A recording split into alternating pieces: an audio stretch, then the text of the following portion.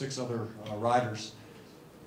Take us through the race. Tell us about how you felt at altitude. I know you attacked and were up on the final climb about 1.5 minutes. So tell us what type of day it was for you. It was a hard day. There was a lot of attacks in the beginning, but in the end we got away 6 riders. I then was joined by another Colombian on the first climb. So actually it was a fine break, but then just before the second climb, there was a lot of headwind and there was a little bit, not everybody wanted to work in the group. So we were called back quite quickly by the peloton, and then yeah, I decided to go by myself when we had 2 minutes just before the climb to give it everything and see if I could make it or not. Did you come in as Saxo Bank's designated team leader for this race? We don't really have any leader here, so we're free to play whatever we want. Free to play. Yeah. So stage 1 was on your mind yeah. today. Questions? Kevin has got a microphone here. Andre, Brian Holcomb, Bell News. You guys come into the race as a short-handed squad. What kind of a position does that put you in? You don't have a leader per se, but is it strange to be riding with less than the standard number of riders in the event? It's different, but I don't know if it's strange. I like working for a guy like Contador, but when you have the opportunity to ride for yourself, you should also grab that. So it's just different.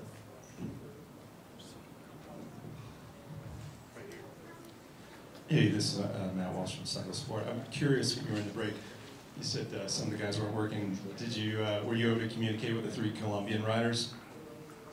And how? Yeah, actually one of them spoke English, but I also speak a little Spanish, so we did. Say anything in particular there?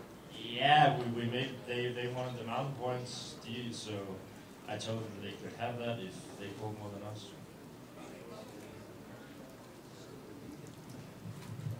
I'd like to introduce TJ Van Garderen, originally from Bozeman, Montana. He's got various residents right now, but TJ rides for the HTC High Road team. Of course, is in the Quiznos Yellow leaders jersey. TJ, could you take us through the day, and could you take us through the last climb too? And how you were feeling? Obviously, fairly good.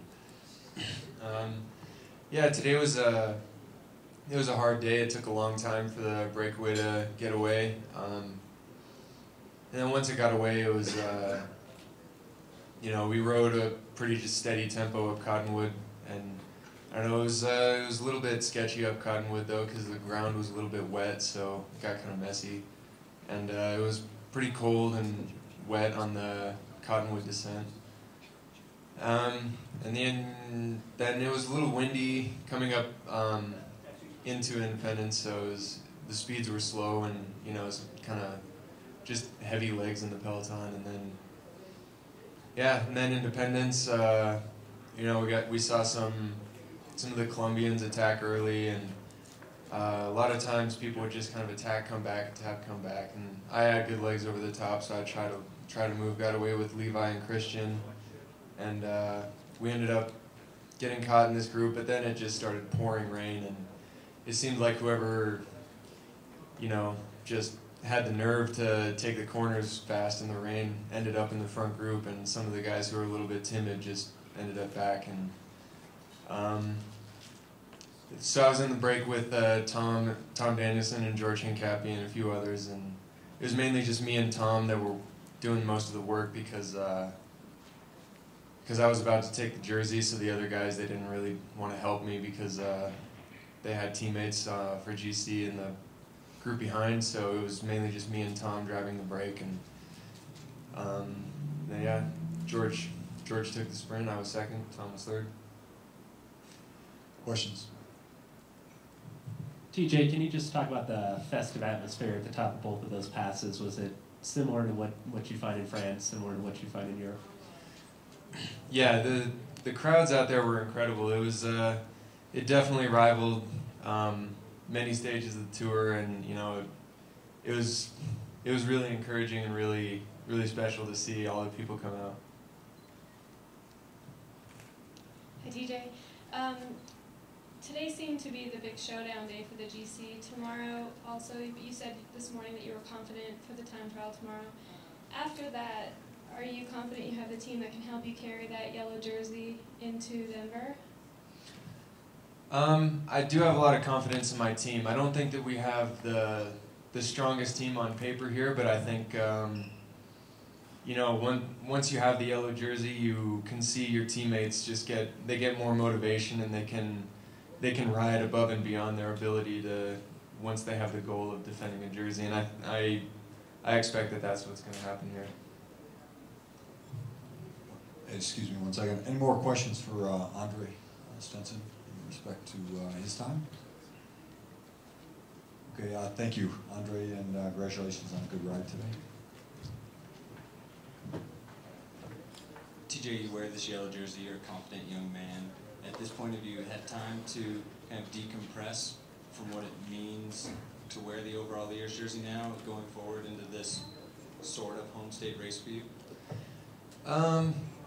No, I don't think I'll have time to decompress until later tonight because I've been a little busy, but but yeah, it's just definitely a special feeling. I mean, to see the crowds and to, you know, to have my girlfriend and her family here. You know, I spend a lot of time in Aspen, and it was just, I couldn't have picked a better day to take the jersey because, you know, I have a lot of fans and a lot of friends here, and so it was really special.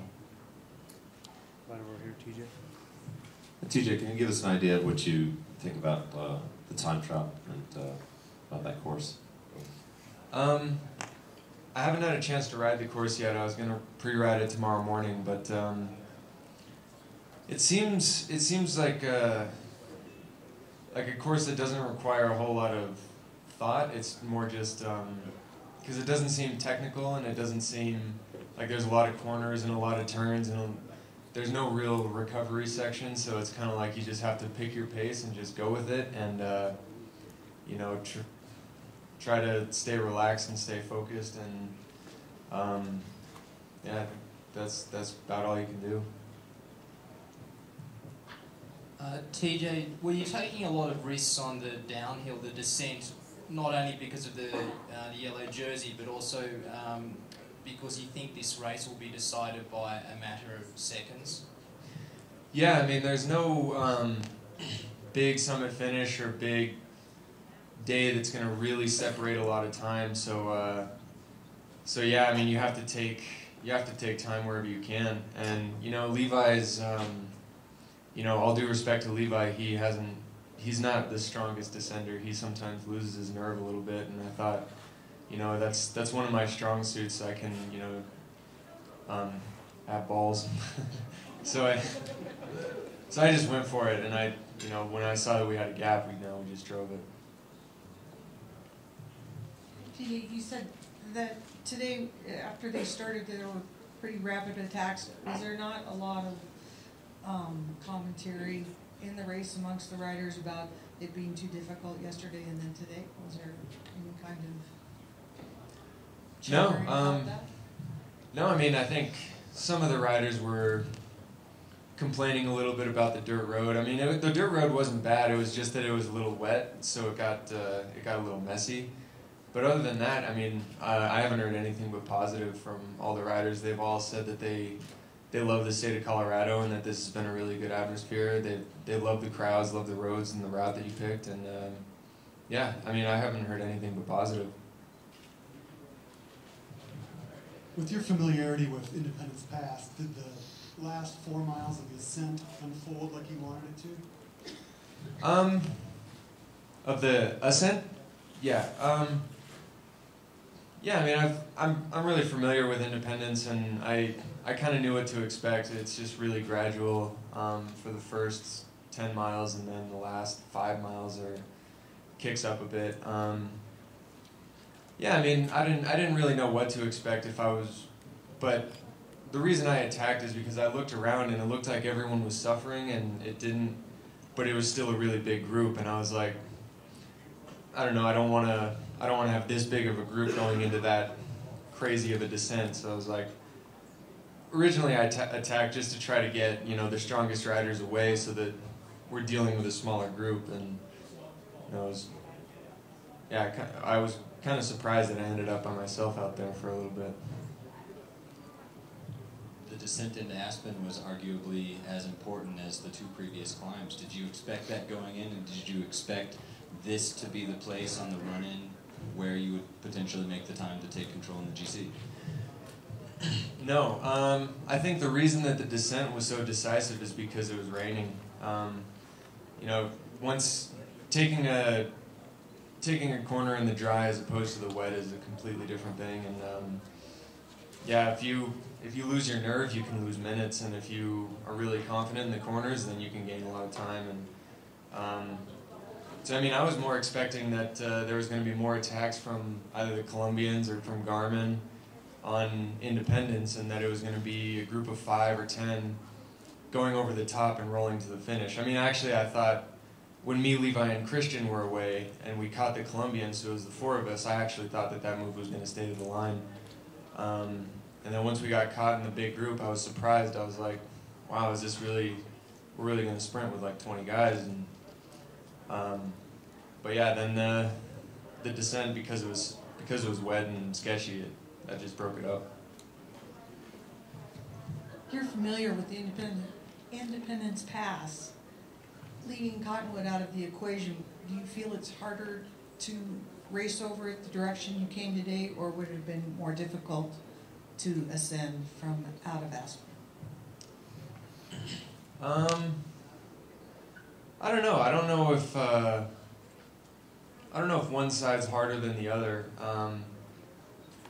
Because either way you go, it's gradual for a while, and then it gets steeper towards the end. But it's really just the altitude and the lack of oxygen that really makes it decisive. I think it would be interesting if there was a summit finish on top of Independence. I think that would be really cool. But yeah, I understand the race wanting to come into Aspen, and it was a beautiful finish. But I think it'd be interesting. I don't know from which side, but I think having the finish on top would be cool. Oh yeah. It wouldn't be easy from the other way, that's for sure. Take a couple more questions.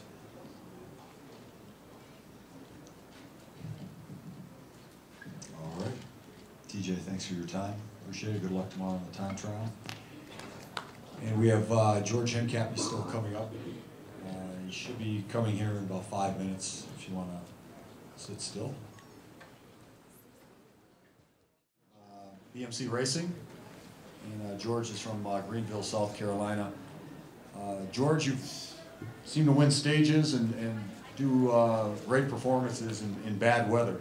So tell us a little bit about the descent, obviously a long descent coming off of Independence Pass, and then obviously the setup for the win, and you know, how you feel about that win. Well, I feel great. You know, I've thought I was in pretty good shape coming into this race, and yesterday I pretty much fully bombed coming into the finish. Didn't eat enough, so today I ate like if it was the morning of Paris-Roubaix. I ate as much as I would do for a World Cup, and it ended up helping out because I felt a lot better today. And on the climb up Independence, you know, I kind of rode my pace, and I was hanging on with a group of about 15, 20 guys with pretty much everything I had to make it in that group. And then once I saw I helped Cadell come back up to the group with Levi and Christian and 2 other guys. And then I saw a couple guys going, and I decided to try to bridge up to them. Worked with them for a bit, which was Tom Danielson and a Colombian guy, and then TJ and another guy came across. And once I saw TJ come across, I knew that him and Tom Danielson were really going to go for the GC, and I was able to sit back a bit in the last 3 to 4 kilometers, and knew that I had a great shot to win the stage, and felt great coming across the line. Just about the crowds up on Independence Pass, somewhat epic. You've been around American cycling for a long time. Crowds as big as anything you've seen? Oh yeah, I was surprised to see so many people up there, as it's so far away from anything and hard to get up there. I rode it last week, and I thought there's no way there's gonna be anybody up here, but from about a mile to the top, it was just wall to wall people, and you know, on the limit totally, but I saw them all and appreciated it very much. Questions?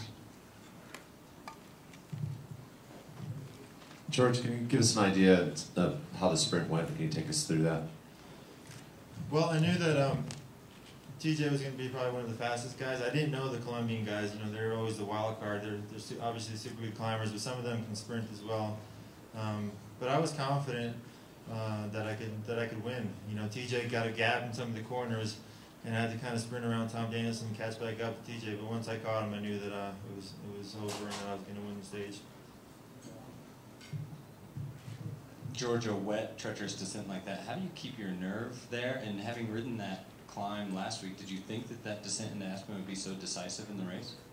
No, well, I didn't imagine that it would be raining, but you know, once I saw that it was wet, I knew that it was going to be hard for Levi to control, and I saw those two guys out the front. I caught them fairly easy on the descent without taking much risk.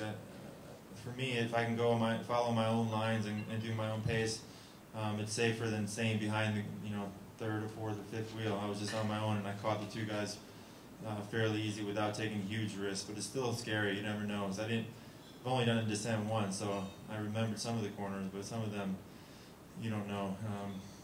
You end up taking some pretty big risks as well. Hi George, congratulations. It was reported that this was your first win since Nationals 2 years ago. Is that correct? Yeah. Can you comment on that? And you seem to know how to pick them with a national championship and a Queen stage here.